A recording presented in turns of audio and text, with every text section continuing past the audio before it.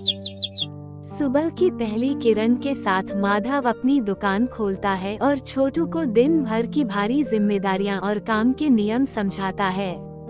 छोटू, जल्दी से सारे बर्तन साफ कर ले, आज शहर से बहुत बड़ा ऑर्डर आया है और मुझे काम में देरी बिल्कुल पसंद नहीं है, समझे कि नहीं? जी उस्ताद, मैं बस अभी रगड़ रगड़ कर साफ करता हूँ, आप चिंता मत कीजिए। सारी कढ़ाई और चम्मच थोड़ी ही देर में कांच की तरह चमकने लगेंगे आज। बातों से बर्तन नहीं चमकते मेरे भाई, थोड़ा हाथ तेज चलाओ वरना आज का नाश्ता भूल जाओ। तुम मेहनत करोगे तभी तो इस दुकान में फल मिलेगा तुम्हें। उस्ताद, मैं तो कल रात को भी लेट तक रुका था सब कुछ समेटने के लिए, थोड़ा तो रहम कीजिए मुझ पर, मैं कोई लोहे की मशीन थोड़ी ना हूँ। मशीन नहीं हो पर इंसान तो हो, और इंसान ही अपनी मेहनत से नाम कमाता है। अगर आज थोड़ा कष्ट सहोगे तो कल को बड़ा हलवाई बनोगे तुम। आपकी हर बात में कोई ना कोई सीख होती है। मैं अभी फटाफट बर्तन धोकर भट्टी सुलगाने का इंतजाम करता हूँ, बस 5 मिनट दीजिए मुझे। जल्दी करो, मावा बनाने में घंटों लगते हैं और हमें सूरज ढलने से पहले 100 किलो मिठाई तैयार करनी है। वक्त हमारे पास बहुत कम है। मैं बिल्कुल तैयार हूँ उस्ताद, आज आप देखेंगे कि छोटू कैसे बिजली की रफ्तार से काम करता है। आप बस आदेश दीजिए और देखिए मेरा कमाल। दूध वाला बिरजू अपनी साइकिल पर आता है और माधव उसके दूध की क्वालिटी चेक करके थोड़ा गुस्सा और परेशान होता है। माधव भाई, ये लीजिए आज का ताज़ा दूध, बिल्कुल असली और बिना किसी मिलावट के लाया हूँ। आप खुद चेक कर लीजिए इसकी शुद्धता और गाढ़ापन आज। बिरजू, इसकी रंगत मुझे बहुत पतली लग रही है, मुझे पक्का लगता है तुमने फिर से पानी मिलाया है। इसे आज सबक सिखाना ही पड़ेगा वरना यह नहीं मानेगा।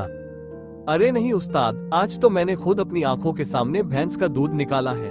आप बेवजह मुझ पर शक कर रहे हैं, ये बिल्कुल गाढ़ा दूध है। तुम्हारा तजुर्बा अभी मेरे तजुर्बे के सामने कुछ भी नहीं है। छोटू, इसे जल्दी से तेज आंच पर उबालो ताकि पानी जल जाए और असली मावा बाहर आए। जी उस्ताद, मैं अभी भट्टी तेज करता हूँ, पर बिरजू भाई, अगर आज मावा कम निकला तो उस्ताद आपका हिसाब पक्का काट लेंगे, ये याद रखना आप।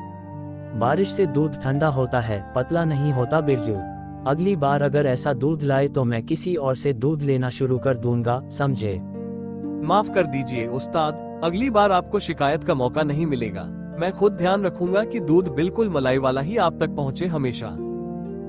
छोटू से गलती से चीनी का डिब्बा गिर जाता है और माधव उसे सख्ती से डांटकर होशियार रहने की हिदायत देता है। ओह नहीं, ये चीनी का डिब्बा मेरे हाथ से फिसल गया, सारी चीनी जमीन पर ढेर हो गई। अब मैं क्या करूं उस्ताद, मुझसे आज गलती हो गई। क्या कर रहे हो छोटू? इतनी महंगी चीनी तुमने मिट्टी में मिला दी, ध्यान कहाँ रहता है तुम्हारा? लगता है आज तुम्हारा मन काम में बिल्कुल नहीं लग रहा। माफ कर दीजिए उस्ताद, मेरा पैर थोड़ा फिसल गया था क्योंकि जमीन पर थोड़ा घी गिरा था। मैं अभी सब कुछ साफ कर देता हूँ तुरंत, आप फिक्र मत कीजिए। सफाई तो तुम करोगे ही, पर यह जो नुकसान हुआ है इसकी भरपाई कौन करेगा? अगली बार से ध्यान नहीं रखा तो मैं तुम्हारे पैसे काटूंगा, याद रखना। प्लीज उस्ताद, ऐसा मत कीजिए, मैं अगली बार से हर चीज को 2 बार पकड़ूंगा। मुझे माफ कर दीजिए, मेरी माँ को पैसों की बहुत जरूरत है। गलती की सजा तो मिलती है, पर तुम्हारी ईमानदारी देखकर इस बार छोड़ रहा हूँ। जाओ फटाफट नया डिब्बा लाओ और इस मिट्टी को यहाँ से हटाओ। शुक्रिया उस्ताद, आपका दिल सच में सोने का है। मैं अभी सब चकाचक साफ करके नया डिब्बा लेकर आता हूँ, एक दाना भी नहीं गिरेगा अब। जल्दी करो, चाशनी बनाने का वक्त निकल रहा है, और अगर चाशनी सही नहीं बनी तो जलेबी का स्वाद मिट्टी में मिल जाएगा। जल्दी हाथ चलाओ अब। गली की काकी दुकान पर आती हैं और माधव से थोड़ी नोक झोंक करके गरम नाश्ते की मांग करती हैं। माधव, आज कचौरी बनाई है कि नहीं? मेरे बेटे को तुम्हारे हाथ की बनी कचौरी बहुत पसंद है। जल्दी से 2 गरम गरम निकालकर मेरे टिफिन में पैक कर दो। काकी, अभी तो भट्टी जली है, थोड़ा इंतजार कीजिए। बिना सही चाशनी और तड़के के मैं किसी को मिठाई या नाश्ता नहीं देता, आप तो मेरा उसूल जानती ही हैं। तुम्हारा यही नखरा तो पूरे शहर में मशहूर है, पर थोड़ी जल्दी करो, मुझे घर जाकर सबको नाश्ता देना है। छोटू जरा देखो तो तेल गरम हुआ? काकी, बस 5 मिनट और रुकिए, तेल से धुआं उठने लगा है। उस्ताद अभी आपके लिए सबसे करारी कचौरी निकालेंगे जो आपने पहले कभी नहीं खाई होगी। छोटू तुम तो बहुत समझदार हो गए हो, अपने उस्ताद की तरह बातें बनाना सीख गए हो। जल्दी से पैक करना वरना देरी हो जाएगी मुझे। काकी, सब्र का फल मीठा होता है और मेरी कचौरी तो सबसे मीठी और नमकीन दोनों होती है। ये लीजिए, पहला घान तैयार हो गया है आपके लिए। देखिए काकी, कितनी कुरकुरी बनी है। इसे खाकर आपका बेटा उंगलियां चाटता रह जाएगा। उस्ताद ने इसमें खास मसाला जो डाला है आज। चलो, ये रही तुम्हारी कमाई। कल फिर आऊंगी, पर याद रखना कल मुझे थोड़ी ज्यादा चटनी चाहिए होगी, भूलना मत तुम दोनों। काम की थकान दूर करने के लिए माधव छोटू और बिरजू के लिए अपने हाथ से बनी चाय लाता है। छोटू और बिरजू, बहुत देर से तुम दोनों लगातार काम कर रहे हो। अब थोड़ी देर के लिए रुको और यह गर्म चाय पी लो मेरे साथ। शरीर को आराम जरूरी है। वाह माधव भाई, आपकी बनाई चाय का स्वाद भी किसी मीठी मिठाई से कम नहीं होता। इसे पीकर तो दिन भर की सारी थकान एक पल में दूर हो जाती है। शुक्रिया उस्ताद, आप कभी कभी बहुत ज्यादा सख्त लगते हैं, पर दिल से आप सच में बहुत नर्म इंसान हैं। मैं ये बात बचपन से अच्छे से जानता हूँ। सख्ती सिर्फ तुम्हें एक अच्छा हलवाई सिखाने के लिए है, बाकी मैं तुम्हारा बुरा थोड़ी चाहता हूँ। तुम सब मेरे परिवार की तरह हो। अब जल्दी अपनी चाय खत्म करो। माधव भाई, आज सेठ जी का ऑर्डर बड़ा है। अगर कोई मदद चाहिए हो तो बताना, मैं शाम तक यही गली में हूँ, मदद कर दूंगा पैकिंग में। बिरजू भाई, आप तो बस दूध पहुँचाओ। उस्ताद और मैं मिलकर 100 किलो क्या 200 किलो भी बना लेंगे। हमें आदत हो गई है मेहनत करने की। ज्यादा हवा में मत उड़ो छोटू, अभी जलेबी उतारनी बाकी है। चाय खत्म करो और चाशनी चेक करो, उसमें केसर थोड़ा कम लग रहा है मुझे। अच्छा, चलता हूँ। कल सुबह फिर मिलते हैं ताजे दूध के साथ। और छोटू, ध्यान से काम करना, उस्ताद की नजर हर जगह होती है। माधव और छोटू मिलकर लड्डू को गोल आकार देते हैं और काकी उन्हें ध्यान से देखकर नुस्खे बताती हैं। माधव, लड्डू थोड़ा और गोल बनाओ, तुम्हारी दुकान की तो पहचान ही यही है। छोटू, तुम थोड़ा ध्यान से हाथ चलाओ, लड्डू टेढ़ा मेढ़ा नहीं होना चाहिए बिल्कुल। काकी, मेरे हाथ अभी नए हैं और यह मिश्रण काफी गर्म है, इसलिए थोड़ा मुश्किल हो रहा है इन्हें एकदम गोल और सुंदर आकार देना इस वक्त में। अपनी हथेलियों का सही इस्तेमाल करो और हल्के दबाव के साथ इसे गोल गोल घुमाओ, तभी यह सही बनेगा और इसका आकार बिल्कुल सुंदर और आकर्षक लगेगा। हाँ, अब देखो यह वाला कितना सुंदर लग रहा है। तुम्हारे उस्ताद से सीखो छोटू, इनके हाथ में तो सदियों का तजुर्बा छुपा हुआ है इस मिट्टी और मिठाई में। देखिए उस्ताद, क्या यह वाला अब सही है? मैंने इस बार बहुत ज्यादा कोशिश की है इसे बिल्कुल गोल बनाने की, जैसा आपने मुझे सिखाया था। बेहतर है, पर अभी भी इसमें चमक कम है। थोड़ा घी और लगाओ हथेली पर। मिठाई की चमक ही उसकी शुद्धता की पहचान होती है ग्राहक के लिए।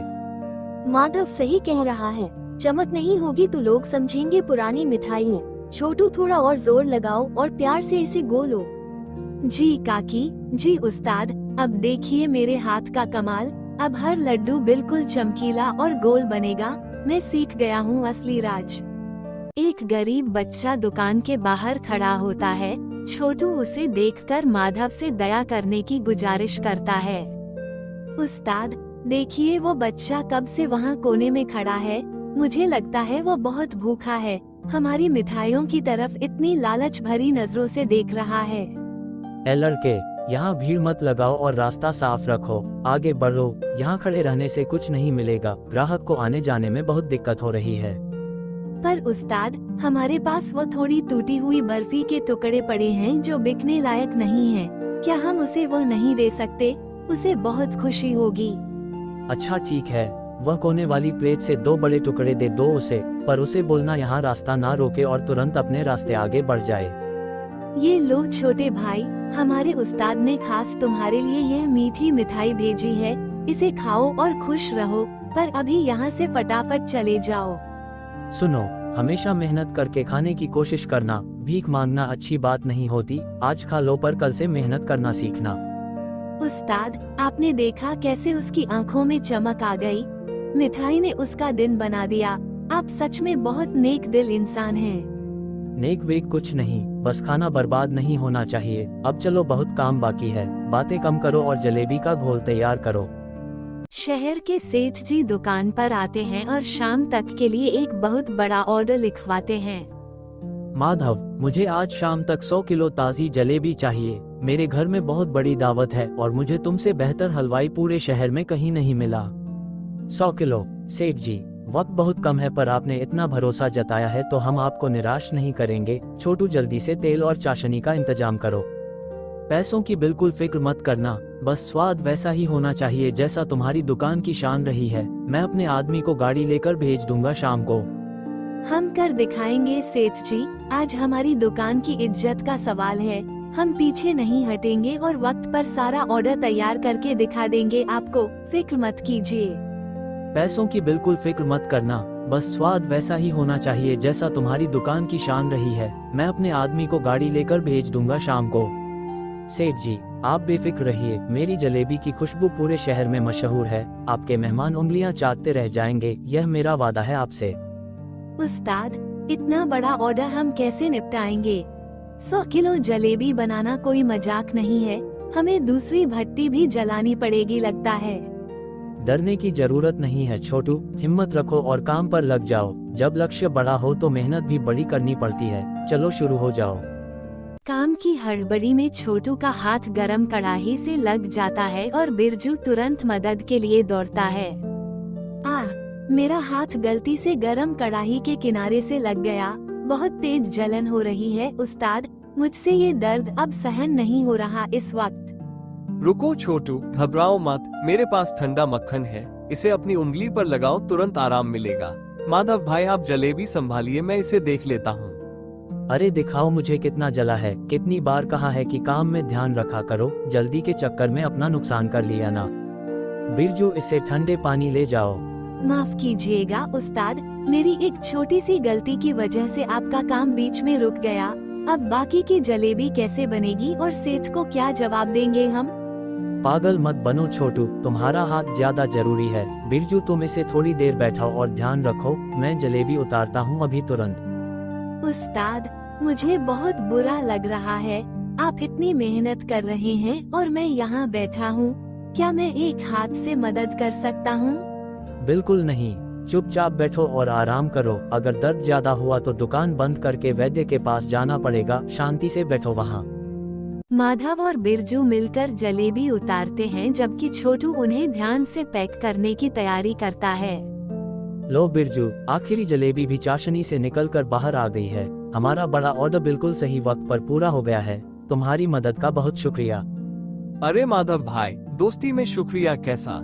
छोटू बेचारा इंजर्ड था तो मेरा फर्ज बनता था कि मैं आपका साथ दूं इस मुश्किल घड़ी में। आज आप दोनों ने सच में कमाल कर दिया, मैंने सोचा नहीं था कि मेरे बिना इतनी जल्दी काम हो पाएगा।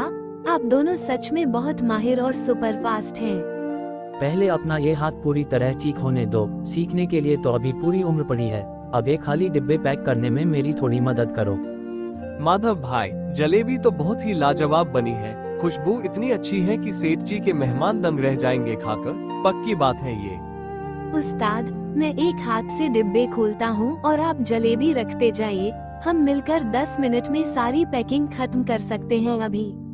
ध्यान से, जलेबी टूटनी नहीं चाहिए, हर डिब्बे में बराबर वजन होना चाहिए। हमें अपनी दुकान का नाम हमेशा ऊपर रखना है छोटू। मैं बाहर जाकर देखता हूँ सेठ जी की गाड़ी आई या नहीं, हमें जल्दी लोड करना होगा सारा सामान, वक्त हो चुका है उनके आने का। सेठ जी शाम को वापस आते हैं और मिठाई चखने के बाद माधव की कला की बहुत तारीफ करते हैं। माधव भाई, आपकी बनाई हुई जलेबी का तो पूरे शहर में कोई मुकाबला ही नहीं है। इसकी महक तो दूर गली के मोड़ तक आ रही है, सच में लाजवाब। शुक्रिया सेठ जी, हमने इसे शुद्ध घी और असली केसर के साथ बनाया है। मुझे उम्मीद है कि आपके घर आए मेहमानों को यह मिठाई बहुत पसंद आएगी। हमारे उस्ताद ने बहुत ज्यादा मेहनत की है इस बड़े ऑर्डर को पूरा करने में, उनके हाथ में तो सच में जादू है। सेठ जी, आप एक बार चखिए। ये लीजिए आपका बाकी का पैसा और मेरी तरफ से थोड़ा इनाम भी। काम बहुत बढ़िया हुआ है, मैं अगली बार फिर आपके पास ही आऊंगा। धन्यवाद। माधव, तुम्हारे इस असिस्टेंट को भी कुछ देना, बेचारा इंजर्ड होने के बाद भी काम कर रहा है। ईमानदारी की कदर होनी चाहिए हमेशा। बिल्कुल सेठ जी, छोटू मेरी दुकान की जान है, इसके बिना काम अधूरा रह जाता। मैं इसका पूरा ध्यान रखूंगा, आप फिक्र मत कीजिए बिल्कुल भी। शुक्रिया सेठ जी, आपकी तारीफ ही मेरे लिए सबसे बड़ा इनाम है। हम अगले हफ्ते आपके लिए और भी अच्छी मिठाई तैयार रखेंगे, हमेशा की तरह। देखा छोटू, मेहनत का फल हमेशा मीठा होता है। अब सेठ जी खुश हैं तो हमारी दुकान का नाम चारों तरफ फैल जाएगा आज रात तक। दिन भर की थकान के बाद काकी और बिरजू भी दुकान की सफाई में माधव का हाथ बटाते हैं। माधव, आज काम बहुत ज्यादा था तुम लोगों के लिए। लाओ मैं यह मेज साफ कर देती हूँ, तुम लोग बर्तन धो लो ताकि जल्दी घर जा सको सब। काकी, आप क्यों तकलीफ कर रही हैं? मैं और बिरजू भाई मिलकर सब साफ कर देंगे। आप बैठिए और आराम कीजिए थोड़ी देर यहाँ पर सुकून से। हाँ काकी, मैं ये भारी कढ़ाई धो देता हूँ। माधव भाई ने आज बहुत मेहनत की है, उन्हें थोड़ा सुकून लेने दीजिए आज के इस भारी दिन के बाद। आप सबका बहुत बहुत शुक्रिया। जब दुकान साफ सुथरी दिखती है तो मन को बहुत सुकून मिलता है और कल के काम के लिए नई ऊर्जा मिलती है हमें। माधव, तुम तो मेरे बेटे जैसे हो, तुम्हारी मदद करना मेरा फर्ज है। और छोटू, तुम अपना हाथ ज्यादा मत हिलाओ, हम लोग हैं यहाँ पर काम करने को। काकी, आप बहुत अच्छी हैं। उस्ताद और मैं बहुत खुशनसीब हैं कि आप जैसा पड़ोसी मिला हमें, जो हर मुश्किल में हमारा साथ देते हैं। ठीक है दोस्तों, आज वाकई में बहुत थक गया हूँ। आप लोगों का यह एहसान मैं कभी नहीं भूलूंगा। चलो जल्दी निपटा कर घर चलते हैं। माधव सेठ से मिले इनाम के पैसे छोटू और बिरजू के साथ बांटता है, सबकी मेहनत का सम्मान करते हुए। छोटू और बिरजू, जरा इधर आओ मेरे पास। ये लो, सेठ ने जो आज इनाम दिया था, इसमें तुम दोनों का बराबर का हिस्सा है क्योंकि तुमने मेरा साथ दिया। नहीं माधव भाई, मुझे पैसे नहीं चाहिए, मैंने तो सिर्फ दोस्ती निभाई थी। आप इसे छोटू को ही दे दीजिए, उसकी दवाई और घर के खर्चे के लिए। उस्ताद, आप सच में बहुत अच्छे हैं। मैं इन पैसों को अपनी माँ को जाकर दूंगा, वो बहुत खुश होंगी मेरा पहला इनाम देखकर आज की रात। इसे रखो बिरजू, मेहनत का फल सबका होता है। और छोटू, तुम अपनी माँ के लिए उनकी पसंदीदा बर्फी भी साथ लेकर जाना मेरी तरफ से तोहफे में। अच्छा ठीक है, अगर आप इतना जोर दे रहे हैं तो मैं मना नहीं करूँगा, पर अगली बार पार्टी मेरी तरफ से होगी सबको दुकान पर। उस्ताद, आपने मेरे लिए इतना कुछ किया, मैं वादा करता हूँ कि मैं और भी ज्यादा मेहनत करूँगा और इस दुकान को शहर की सबसे बड़ी दुकान बनाऊंगा। नाम कमाना आसान नहीं होता छोटू, पर तुम्हारी लगन देखकर मुझे पूरा यकीन है कि तुम एक दिन बहुत बड़े हलवाई बनोगे और मेरा नाम रोशन करोगे। चलो, अब पैसे मिल गए तो कल सुबह जल्दी आना, मावा बनाना है और नए ऑर्डर भी लेने हैं। देर मत करना कोई भी कल। दुकान बढ़ाने से पहले माधव अगले दिन के एक नए एक्सपेरिमेंट के बारे में सबको बताता है। कल हमें एक बिल्कुल नई मिठाई ट्राई करनी है। मैंने सोचा है कि हम फूलों के रस से बनी गुलाब बर्फी बनाएंगे जो पूरे शहर में नहीं होगी। गुलाब बर्फी, ये तो सुनने में ही बहुत स्वादिष्ट लग रही है। मैं कल सुबह सबसे ताज़ा और गाढ़ा दूध लेकर आऊंगा इस खास मिठाई के लिए उस्ताद। वाह, मैं भी कल जल्दी आ जाऊंगा ताकि हम जल्दी से शुरुआत कर सके और सबको हैरान कर सके अपनी इस नई और अनोखी मिठाई से। उस्ताद जी, हमें हमेशा कुछ नया और हटकर सोचना चाहिए, तभी लोग हमारी दुकान पर बार बार खींचे चले आएंगे। उस्ताद, क्या हम इसमें थोड़ा पिस्ता भी डाल सकते हैं? गुलाबी रंग पर हरा पिस्ता बहुत सुंदर दिखेगा और स्वाद भी बढ़ जाएगा बर्फी का। अच्छा सुझाव है छोटू, पिस्ता और गुलाब का मेल सच में लाजवाब होगा। हम कल सुबह पहले थोड़ा सैंपल बनाकर चेक करेंगे स्वाद कैसा आता है। मैं कल थोड़ी जल्दी दूध दे दूंगा ताकि आप लोग जल्दी शुरू कर सकें। मुझे भी देखना है कि यह नई मिठाई कैसी बनती है आज। कल का दिन बहुत ही मजेदार होने वाला है। मैं तो अभी से ही बर्फी के स्वाद के बारे में सोचने लगा हूँ, मजा आ जाएगा कल। आज का दिन सच में हमारे लिए बहुत ही अच्छा और कामयाब रहा। हमने काफी ज्यादा काम किया और सारे ग्राहक भी खुश होकर यहाँ से गए हैं। शुभ रात्रि माधव भाई। शुभ रात्रि छोटू। कल मिलते हैं नई मिठाई की तैयारी के साथ। अपना ध्यान रखना, रास्ते में जाते वक्त सब लोग अंधेरा है। शुभ रात्रि दोस्तों, कल मिलते हैं एक नई शुरुआत और नए जज्बे के साथ। ईमानदारी की मेहनत कभी बेकार नहीं जाती, हमेशा याद रखना यह बात तुम लोग। जी उस्ताद, कल सुबह ठीक 6 बजे मैं दुकान के बाहर मिलूंगा आपको। शुभ रात्रि। नेक लड़का है, काश हर किसी को ऐसा शिष्य मिले। चलो, कल एक नया दिन और एक नई मिठाई हमारा इंतजार कर रही है।